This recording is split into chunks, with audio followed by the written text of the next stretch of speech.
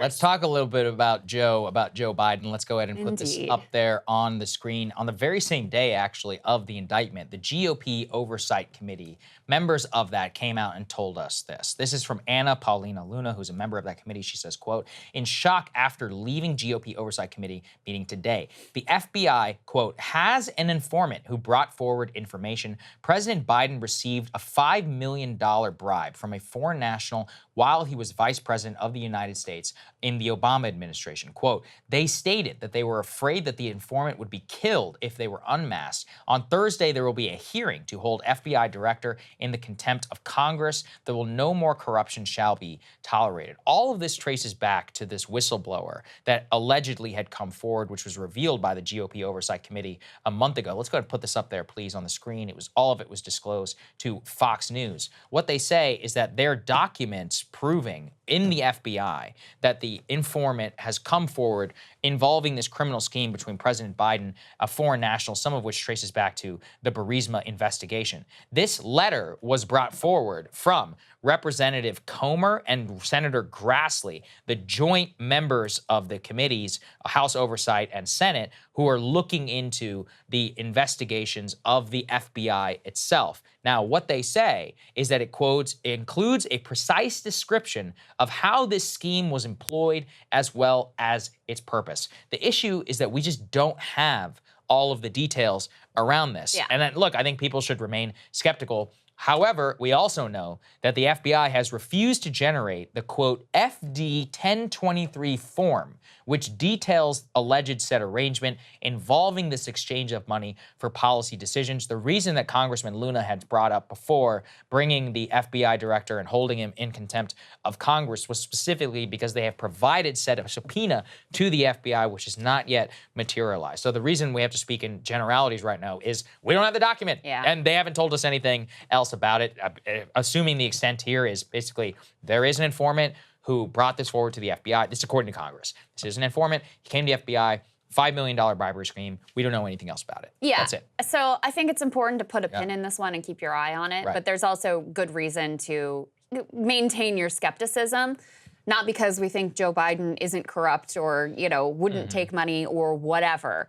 But this is coming from, this is like secondhand reporting of secondhand sources. Yes. And it's clearly coming from, people who are adversarial to Joe Biden, his Republican political opponents who are on this GOP weaponization of government committee. So it's important to keep those facts in mind. With regard to the actual tip, it came apparently a couple years ago. There's some indication that it had already been investigated. So that's one piece. The other piece is the source didn't have direct knowledge of the payment. The source said that they had been told about the payment. So that's why I say it's like secondhand of a secondhand account. And so that's why, I think it's important to mention that this information is out there. It's circulating on Capitol Hill. Certainly a lot of conservatives think that, this is something, and it certainly should be investigated, and this is something that needs to be looked into.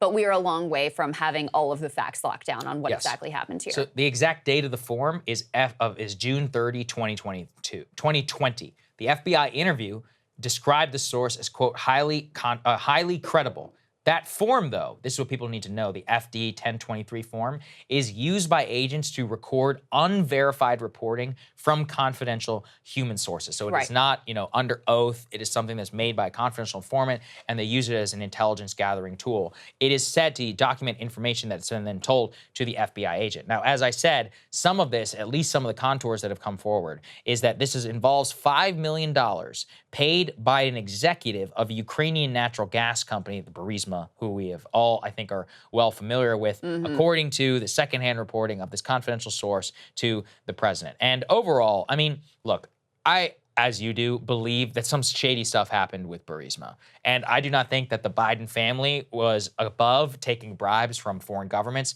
given so much of the material that has come forward, with Hunter, his holding companies, their relationships to the Chinese government, the level of money he was moving around. And that's where his personal life does come into play, which is the reason why he needed access to millions and millions and millions of dollars. He was burning it all on drugs and in all these insane different schemes, flying around and booking high-level European hookers. Costs money, apparently. And that's why he needed access to said funds.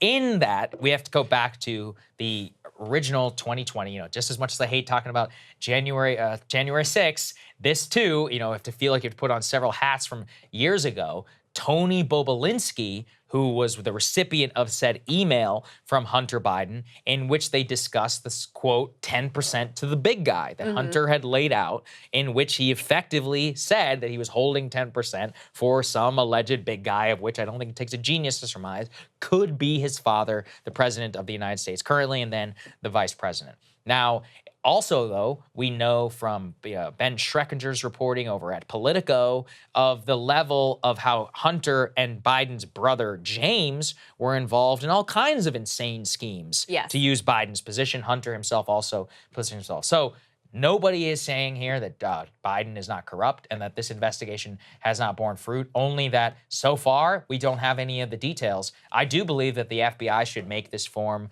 available to Congress simply because it's a matter of immense public interest. Their argument is, well, we can't be making forms, that have of an investigation that's been closed. We can't make that public because it's unfair to the people who are, who are being investigated. But because these people are such high-level public officials with so much power, I think we should have a different standard. They're not private citizens. Like, the information is so immensely important, and we've already broken that, with the Hillary Clinton investigation, with the Trump investigations.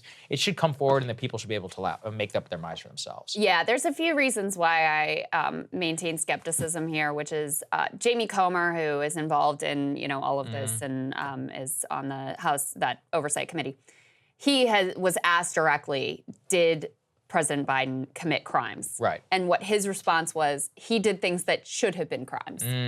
This would be directly a crime, right? So there's that, number one. Number two, it's important to imagine that this allegation was coming out about some politician that you actually like and the way that you would view it. So what do we have? We have his political opponents recounting to an allied, political media organization information on a form that was unverified and that was secondhand. Yeah.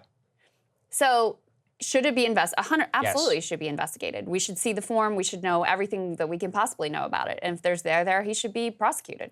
But there's a lot of reason to hold off on coming to firm conclusions about what exactly the details are here and what exactly happened because of the political motivation of the people who are bringing this information forward. We're going to keep everybody updated throughout. We will be tracking this investigation, seeing what Congressman Comer had to say. We want the release of that form, and transparency in general is always a good thing. Hey guys, if you like that video, go to breakingpoints.com, become a premium subscriber, and help us build the best independent media organization on the planet. That's right. We're subscriber funded. We're building something new. We want to replace these failing mainstream media organizations. So again, to subscribe, it's breakingpoints.com.